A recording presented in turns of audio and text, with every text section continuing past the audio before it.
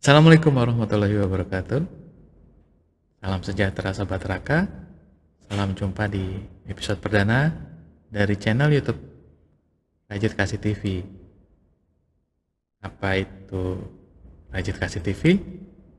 Akan saya jelaskan setelah ini.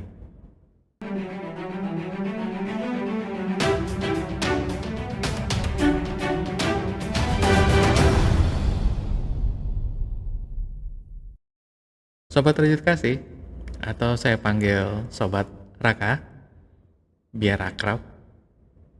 Perkenalkan, nama saya Farijal Ibrahim, atau panggil Rizal, seorang profesional fotografer di Jakarta.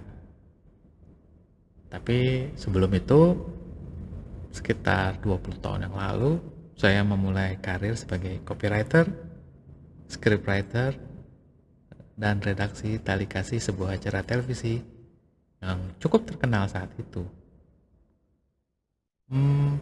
Momen berkesan saat menjadi redaksi tali kasih adalah pertemuan ibu dan anak yang terpisah selama 49 tahun, yang kemudian kami pertemukan di studio televisi. Namun, sejak saya mundur dari redaksi menjadi copywriter di agensi lain, kemudian menjadi full-time photographer, acara tali kasih ini hanya tersimpan di dalam memori saya dan berharap suatu saat bisa saya kerjakan lagi. Nah, harapan saya ini terkabul ketika muncul keinginan acara Rajut Kasih TV di YouTube ini saat saya dilanda kesedihan di awal tahun 2020 karena wafatnya almarhumah ibu saya, pandemi COVID, dan saya kehilangan pekerjaan karenanya. Saat itu terpikirlah oleh saya untuk mengembangkan versi baru tali kasih ini untuk menjadikan sebuah wadah berbagi kisah, misalnya kepergian orang terkasih seperti yang saya alami, sharing atau curhat pengalaman. Lalu untuk menjalin tali silaturahmi yang putus, selain itu mencari orang hilang seperti orang tua yang memiliki penyakit pikun atau anak berkebutuhan khusus, anak ABK yang tiba-tiba hilang pergi dari rumah. Kemudian ada yang baru, segmen pencarian binatang peliharaan yang hilang. Namun, niat merajut kembali tali silaturahmi dan menolong sesama yang sedang kesulitan sebagai tujuan utama acara ini. Nah, bagaimana prosesnya? Saat ini dunia telekomunikasi di internet, smartphone sudah sangat maju dan berkembang. Smartphone sudah bukan barang eksklusif saat ini. Dan di dalamnya biasanya tersedia paket internet dari provider telekomunikasi, dan biasanya aplikasi YouTube sudah ada. Atau jika belum ada, Anda bisa mengunduh atau menginstal dari aplikasi di smartphone Anda atau HP Anda, Sobat Raka. Jadi, YouTube channel, internet, dan fitur video di smartphone dapat membantu dalam merajut tali silaturahmi yang terputus, pencarian orang atau binatang hilang, bisa sampai pelosok negeri ini, bahkan antar negara. Semua itu ada di tangan Anda. Oke. Rajut Kasih TV di YouTube channel ini terdiri dari 3 segmen. Segmen 1 adalah segmen berbagi kisah. Nanti kita akan mendengar kisah-kisah inspiratif, sedih, dan lain sebagainya dari Anda, Sobat Raka. Mudah-mudahan dengan berbagi kisah dapat membantu mengangkat beban di hati, bahkan kita yang mendengar bisa mendapatkan hikmah dan pelajarannya. Segmen 2 adalah segmen pencarian orang. Anda dapat melaporkan keluarga yang hilang, misalnya seperti mencari orang tua, menderita pikun, anak ABK yang hilang dari rumah, atau mungkin Anda terpisah puluhan tahun dari orang tua. Karena Anda diadopsi dan dibawa ke luar negeri dan lain sebagainya. Pencarian orang hilang ini begitu menjadi perhatian saya pribadi.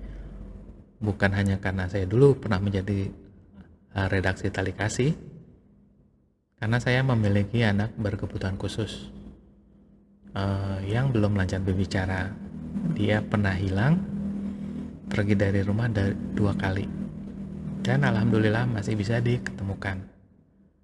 Jadi saya tahu sekali rasanya kehilangan orang yang kita sayangi.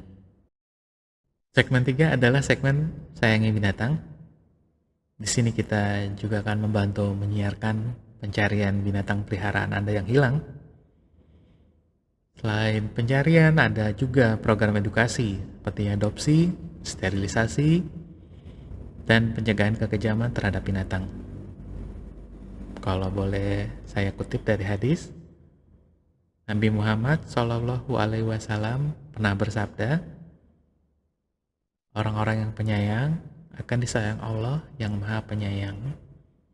Sayangilah makhluk di bumi, niscaya Allah yang ada di atas langit akan menyayangi kalian. Hadis riwayat Abu Dawud dan At-Tirmizi. Nah, Sobat Raka, Anda bisa ikut berpartisipasi dengan melakukan pelaporan atau berbagi kisah dengan merekam video di smartphone Anda sesuai dengan 3 segmen tadi. Kirimkan ke redaksi, kemudian kami, tim redaksi, akan menayangkan kisah atau berita laporan tadi di YouTube channel Rajut Kasih TV. Sobat Raka juga bisa membantu kami bila Anda bertemu dengan orang atau binatang yang dilaporkan tadi di dekat wilayah Anda. Sobat Raka dapat segera menghubungi redaksi Rajut Kasih TV melalui WhatsApp 0812 63085 911. Ingat, hanya WhatsApp, tidak telepon. Atau email kami redaksi.rajutkasih@gmail.com. Nanti semua penemuan laporan akan kami verifikasi atau cocokkan bukti-bukti sesuai kasusnya. Karena kami akan menyaring dari orang-orang iseng atau berniat jahat terhadap pelapor dan keluarga korban. Jadi pihak pelapor tidak akan ditayangkan nomor HP dan alamat detailnya. Sebagai gantinya nomor WhatsApp dan email redaksi yang akan tercantum nanti. Bagaimana cara ikut serta berbagi kisah dan melaporkan kasus di Rajut Kasih TV? Silakan simak di bagian akhir, akan ada contoh video cara melapor dengan merekam video di smartphone Anda. Mudah-mudahan cukup jelas ya saat penayangannya nanti. Oke, kita masuk ke segmen 1, segmen berbagi kisah. Kita akan dengar cerita Mbak Ida, seorang arsitek, fashion designer, entrepreneur yang ditinggal oleh almarhumah ibunda dan kakaknya dalam waktu yang berdekatan karena COVID-19 di bulan Desember 2020. Mari kita simak videonya.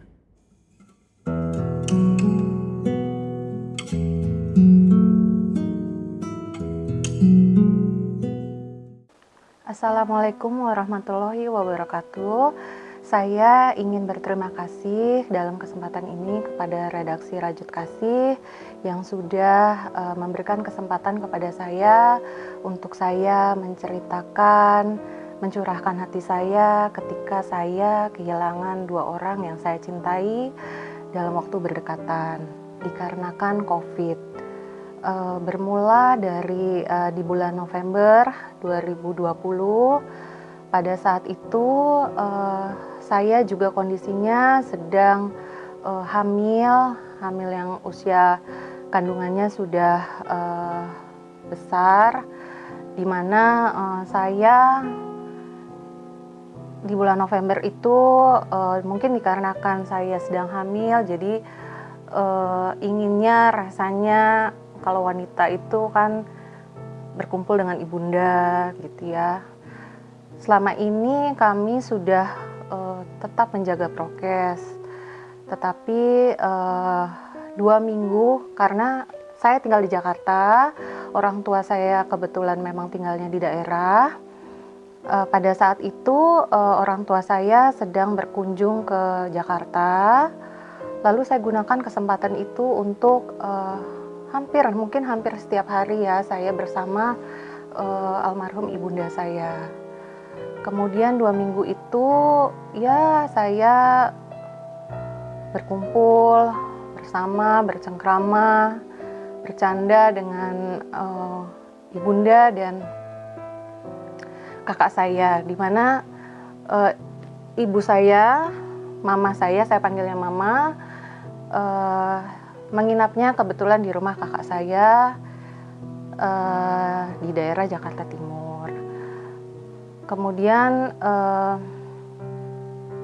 pada saat mama saya ingin kembali ke rumah, kembali ke daerah, itu saya ingin rasanya tuh mengantar beliau, tetapi pada saat itu hari weekend itu saya ditelepon sama mama saya pada saat itu, bisa enggak nganterin dia pulang.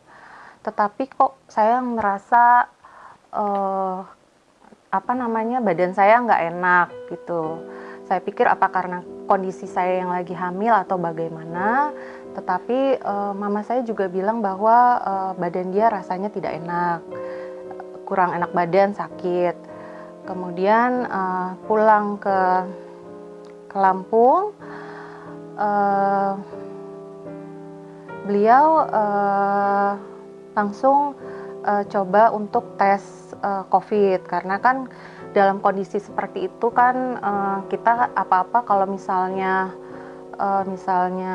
nggak enak badan sedikit, kita langsung usahakan untuk periksa apakah kita terkena atau tidak COVID. Ketika mama saya periksa, itu kondisinya saya udah nggak enak badan banget, begitu juga dengan kakak saya dan yang lainnya. Lalu kebetulan kakak saya yang lain yang di Lampung juga itu adalah seorang dokter. Dia menganjurkan untuk kami semua tes PCR. Dan semua itu bermula qadarullah kami semua bisa dikatakan sekeluarga besar, karena saya, kakak saya, orang tua saya, anak-anak kami gitu, semuanya terkena COVID. Walau dengan yang kami tidak bisa bayangkan sama sekali, karena menurut kami, apalagi saya dalam kondisi hamil, orang tua saya juga yang memang sudah cukup umurnya ya, sudah lansia, itu kami sangat-sangat menjaga prokes, sangat menjaga sekali. Bahkan ketika kami berkumpul atau apapun itu, untuk kami misalnya makan, itu kami sangat jaga sekali. Tetapi ya sekali lagi memang qadarullah kami dinyatakan positif COVID. Jadi ketika dinyatakan COVID, itu yang saya pikirkan bukan saya atau kamilah yang masih muda. Yang ada dalam pikiran saya memang mama saya yang memang sudah usianya di atas 70 tahun. beliau dinyatakan COVID dan menurut saran kakak saya yang dokter, beliau dirawat saja di ICU karena supaya lebih intensif. Mulai dari hari pertama mama saya dirawat dan kami semua dinyatakan positif, itu perasaan saya tuh udah nggak bisa dikatakan lagi karena saya ketakutan. Terus terang saya ketakutan sekali untuk untuk membayangkan mama saya sakit dan dia harus dirawat di ICU. Padahal kondisi saya juga pada saat itu saya mengalami tidak bisa mencium bau rasa, kemudian saya batuk, dada saya perih sekali gitu ya.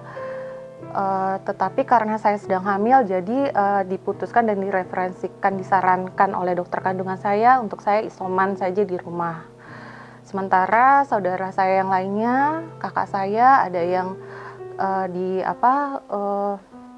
masuk rumah sakit umum, rumah sakit swasta, kemudian anak-anaknya ada yang di Wisma Atlet, dan pokoknya nyebar lah kita semuanya di rumah sakit kecuali keluarga saya, karena saya yang memutuskan untuk isoman di rumah saja karena saya berpikir sepertinya saya nggak sanggup ya untuk di rumah sakit bersama yang lain, tetapi kondisi saya juga sangat-sangat payah gitu karena saya sedang mengandung. Jadi apa yang saya rasakan pada saat itu adalah sakit di fisik saya, tetapi jauh lebih saya memikirkan mama saya. Terus terang saya memikirkan hingga setiap malam itu bisa dikatakan 2 minggu ya mama saya di rumah sakit itu saya tidak tidur. Kenapa? Karena pasien COVID yang sudah di ICU itu kan sangat susah untuk kita berkomunikasi. Tetapi karena kami masih bersyukur karena kami adalah keluarga tenaga medis, jadi masih ada kesempatan untuk kakak saya bisa masuk ke ruang ICU tempat mama saya. Jadi saya hampir setiap harinya menunggu mama saya telepon, karena saya hanya ingin mendengar mama lagi apa dan apa yang dirasa dia. Tapi mungkin memang susah pada saat itu, susah ya untuk berkomunikasi dikarenakan di hari ketiga ternyata beliau sudah harus menggunakan ventilator. Mama saya juga memang mengidap asma selama hidupnya, dan karena kan juga usia ya, jadi itu yang membuat saya itu jadi tidak terpikirkan diri saya sendiri dan yang lain-lain. Padahal banyak sekali itu yang bilang, ayo dong Nda, jaga, kamu kan juga lagi hamil, lagi bayi juga membutuhkan sehat, kamunya juga harus sehat gitu. Iya benar, memang saya harus sehat gitu untuk anak saya, untuk bayi saya apalagi. Tetapi iya namanya kita cinta ya, sayang sama orang tua. Jadi saya tidak bisa, bukan saya menghiraukan, tapi saya tidak bisa tidak memikirkan atau tidak peduli dengan mama saya. Jadi saya tuh setiap malam setiap jam lah saya itu memegang handphone saya untuk berharap mama saya bisa telepon atau paling enggak tuh video call untuk sekedar apa ya, kalau dulu itu dia sempat video call hanya dadah-dadah aja gitu. Jadi dengan begitu aja saya, kalau misalnya mama saya sudah video call saya bisa tidur. Paling enggak 1 jam, 2 jam saya bisa tidur. Karena saya sudah lihat kondisi beliau. Tetapi sekali lagi ternyata kurang, yang nggak lama lah ya, kurang dari 2 minggu, pada tanggal 13 Desember itu kakak saya yang dokter telepon saya di subuh ya, sebelum subuh. Kakak saya hanya bilang, "Da, mama sudah nggak ada." Sementara saya masih nunggu. Saya yakin sekali kalau mama saya itu pasti mau telepon saya atau video saya untuk, "Mama nggak apa-apa."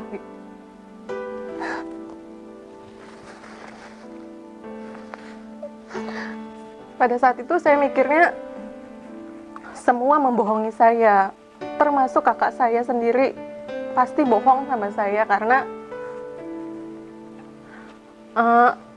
ada keyakinan aja mama saya nggak mungkin ninggalin saya tanpa beliau ngasih tahu saya dulu video saya. Paling enggak tuh, karena dari malamnya saya udah WhatsApp mama saya tersebut. Saya masih lihat ya, melihat di WhatsApp itu lasinnya ya, terakhir pembicaraan tuh kapan, terakhir dia buka aplikasi itu kapan. Nah itu dia masih buka sampai jam 1 malam. Jadi saya tuh masih terus aja sepanjang malam itu menunggu beliau. Paling enggak tuh dibantu dengan susternya mungkin ya, suster yang ada di ICU. Biasanya dia memang 2 minggu di ICU itu dia bisa minta tolong suster untuk telepon kami. Ternyata yang saya lihat ketika subuh itu, ketika kakak saya bilang sudah tidak ada, dan saya masih tidak percaya. Mungkin saya bukan hilang sadar ya, tapi saya nggak mau percaya lebih tepatnya. Kemudian kakak saya yang dokter itu mengirimkan video live di mana dia juga hanya live melihat monitor CCTV, karena kan tidak diperbolehkan untuk masuk. Yang hanya diperbolehkan itu kebetulan juga istri dari kakak saya yang juga seorang dokter.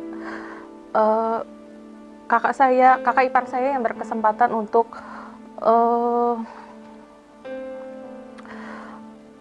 menutup mama saya sesuai mungkin dengan prokes ya. Jadi ketika mama saya ditutup, saya baru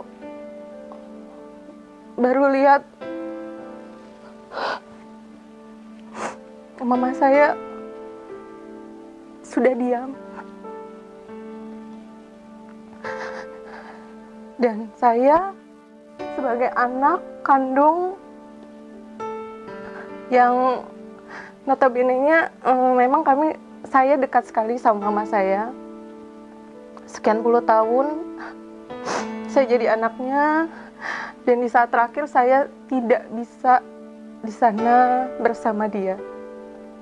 Yang saya lihat hanya ipar saya yang memeluknya, mendoakannya, menutupnya,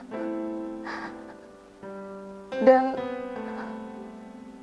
peti mama saya itu dimasukkan ke peti, dan peti mama saya itu ditutup.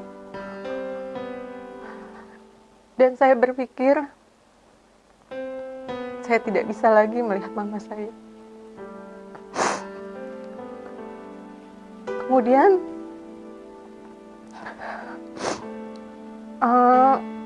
Saya merasa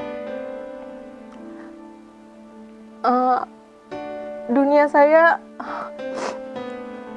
gelap. Maksudnya saya ya udah, saya harus ikhlas.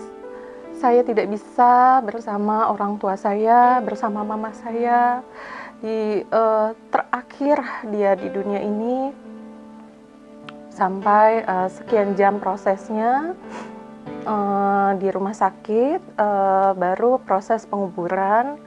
Nah itu saya juga menyaksikan melalui live video yang dikirimkan keluarga di Lampung. Nah saya itu pada saat itu saya harus ikhlas. Tetapi ketika selesai penguburan mama saya, rasa saya tuh langsung saya harus ikhlas buat mama saya. Saya langsung berpikir mengganti pikiran saya harus konsen dengan kakak saya yang di rumah sakit umum di Jakarta ini sudah masuk ICU juga. Jadi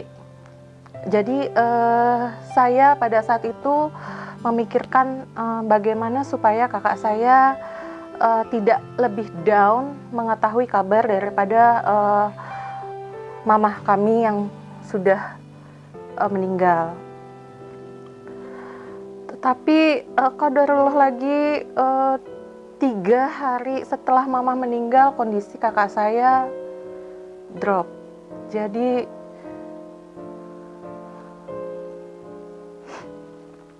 kami sekeluarga rasanya saya nggak tahu apa yang saya sampai sekarang juga belum tahu apa yang Allah inginkan untuk kami. Mudah-mudahan insya Allah semuanya ada hikmah yang terbaik. Jadi 2 minggu setelah mama saya meninggal, kakak saya pun menyusul. Itu pun kami masih dalam kondisi yang saya belum tahu saya sudah negatif atau belum COVID-nya. Jadi yang saya rasakan kurang lebih hampir 1 bulan ya, 1 bulan di bulan Desember itu kepayahan fisik saya karena saya juga COVID. Mungkin kalau yang sudah pernah mengalami COVID, yang bergejala atau sudah tahu rasanya seperti apa COVID, belum lagi didera oleh perasaan kehilangan yang luar biasa. Sekali lagi saya harus kehilangan kakak kandung saya yang sangat dekat dengan saya.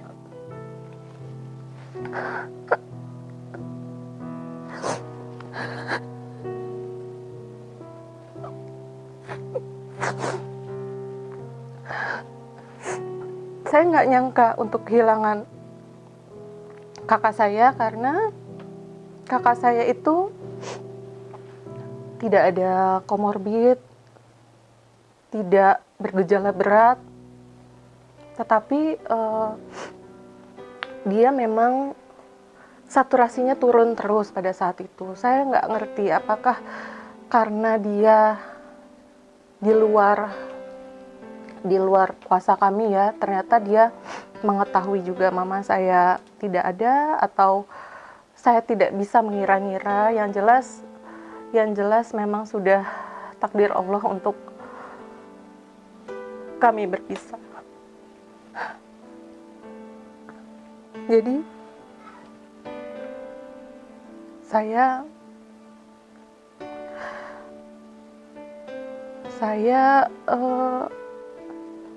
sangat terpukul dengan kehilangan 2 orang sekaligus dalam waktu yang berdekatan. Dikarenakan COVID, yang kami sebenarnya, saya, keluarga, semuanya merasa sudah sangat menjaga untuk tidak terkena COVID. Jadi saya sangat menyayangkan sekali di saat saya merasa sangat-sangat terpukul kehilangan orang yang saya cintai, saya masih melihat mereka yang tidak menjaga prokes. Apakah mereka tidak mengerti? Dan jangan sampai mereka harus kehilangan dulu seperti saya, baru mereka mengerti dengan penyakit tersebut. Sekarang saya ingin mengirimkan doa untuk mama dan kakak saya. Walaupun saya tidak bersama mereka ketika di terakhir ujung usia, tapi saya terus mendoakan untuk mereka. Untuk saat ini juga saya ingin mengirimkan doa saya Al-Fatihah untuk mama saya Hajah Narilah Hanum binti Ahmad Mudasir Akib, dan kakak saya Titi Indrisari binti Muhammad Zain Syarif. Al-Fatihah. Bismillahirrahmanirrahim. Alhamdulillah. Ihdina shiratal mustaqim, shiratal ladzina an'amta 'alaihim ghairil maghdubi 'alaihim waladdallin. Saya rasa cukup untuk saya menceritakan apa yang saya alami di bulan Desember. Sesuatu yang sangat-sangat memukul perasaan saya. Saya ucapkan banyak terima kasih kepada redaksi Rajut Kasih. Terima kasih sekali. Semoga ini curahan hati saya ini juga bisa membuat saya lebih ikhlas dan lebih menerima untuk semuanya. Terima kasih. Assalamualaikum warahmatullahi wabarakatuh.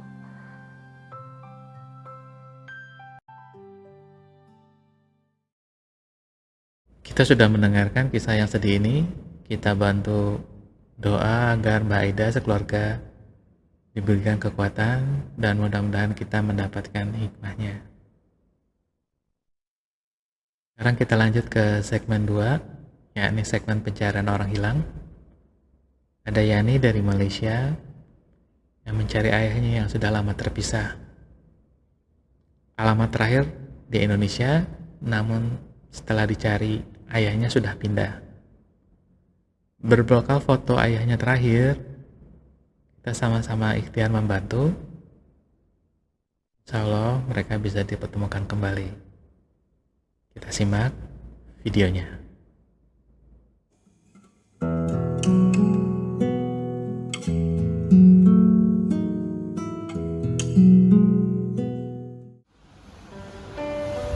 Assalamualaikum.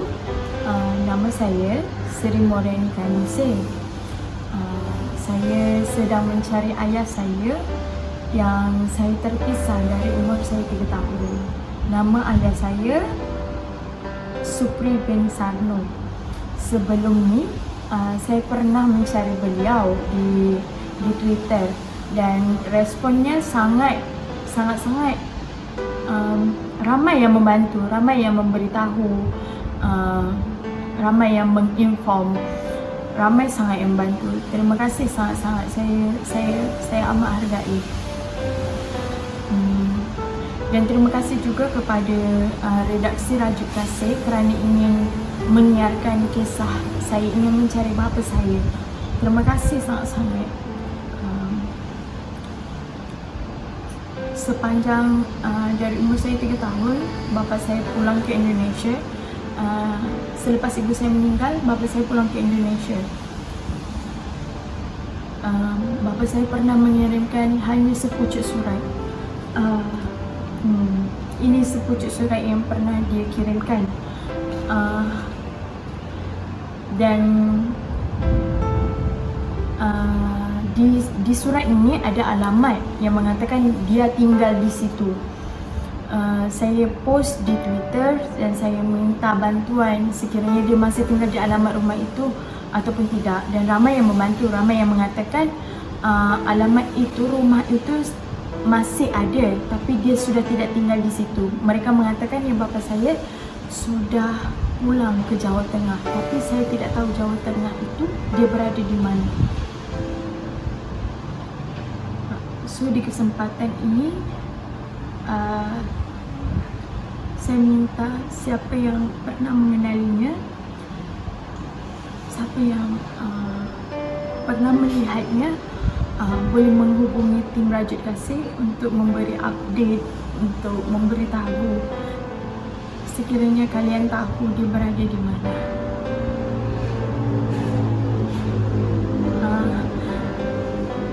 Sebenarnya saya mau mencari dia sudah lama, tapi banyak masalah, banyak kekangan yang saya perlu hadapi.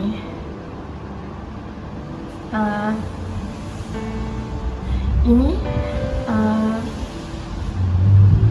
satu-satunya gambar yang saya ada. Ini adalah dia. Ini bapa saya. Bapa saya orang Indonesia, berasal daripada Indonesia. Mak saya berasal daripada Malaysia dan saya tinggal di Malaysia. Ini bapa saya. Sekiranya ada yang mengenalinya, boleh menghubungi tim Rajut Kasih. Sekiranya bapa saya melihat ini juga,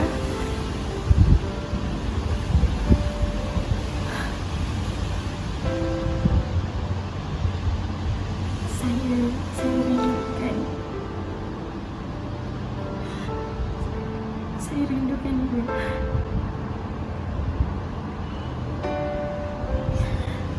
Saya dah tak ada siapa. Saya tiada siapa. Saya ingin berjumpa dengan dia. Saya ingin berjumpa dengan dia. Saya ingin melihat dia. Sekarang dia macam mana? Sihat ke? Saya harap dia berada dalam sihat selalu. Kerana saya ingin berjumpa dengan dia. Saya rindukan dia. Terima kasih. Terima kasih. Jika ada yang mengetahui, boleh menghubungi tim Rajut Kasih. Okay. Baik, kita sudah menyaksikan video dari Yani. Bila Anda Sobat Raka ada yang menemukan atau berjumpa dengan ayah Yani ini, silakan lapor ke WhatsApp 0812 63085 911, hanya WhatsApp, atau email kami di redaksi.rajutkasih@gmail.com. Setelah kami verifikasi, akan kami tayangkan pertemuan tadi. Oh iya, Sobat Raka, apabila di kasus orang atau binatang hilang, ternyata mereka sudah kembali atau diketemukan sebelum penayangan di YouTube, tolong redaksi Rajut Kasih dikabari agar kasusnya akan kami update di episode berikutnya. Nah, kita masuk ke segmen 3, segmen Sayangi Binatang.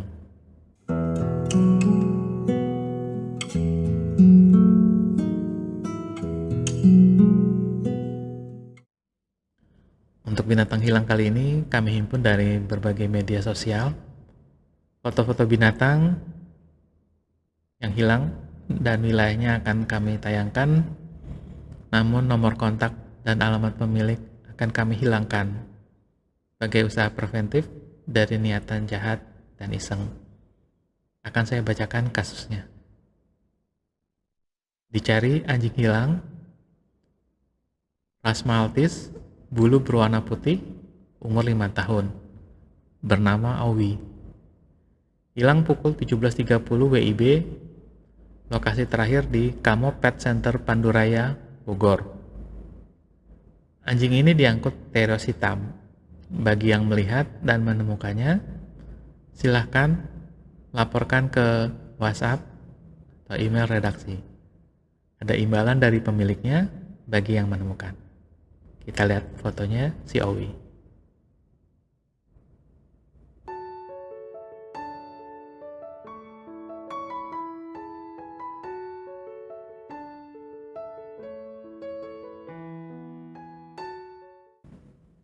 Jika Sobat Raka ada yang menemukan dan berjumpa binatang ini, silakan lapor ke WhatsApp 0812 63085 911.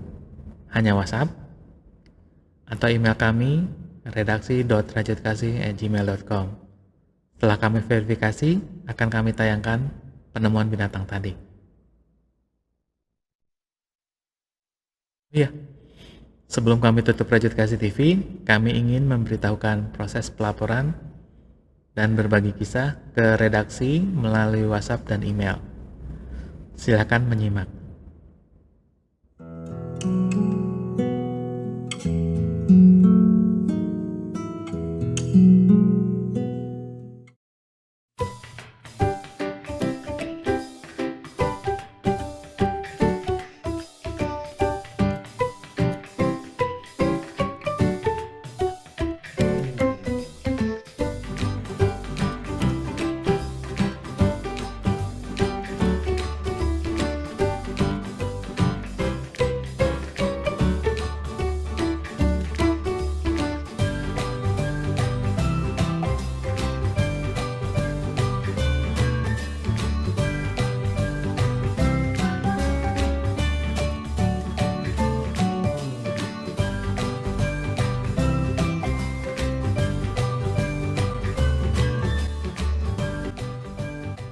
Mudah bukan?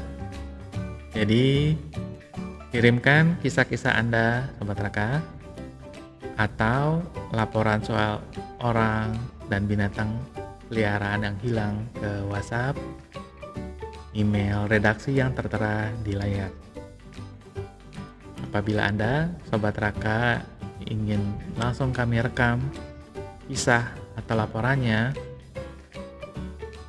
Sobat Raka bisa kontak redaksi di WhatsApp dan email untuk pengaturan jadwalnya. Mohon maaf, sementara ini hanya bisa dilakukan di wilayah DKI Jakarta.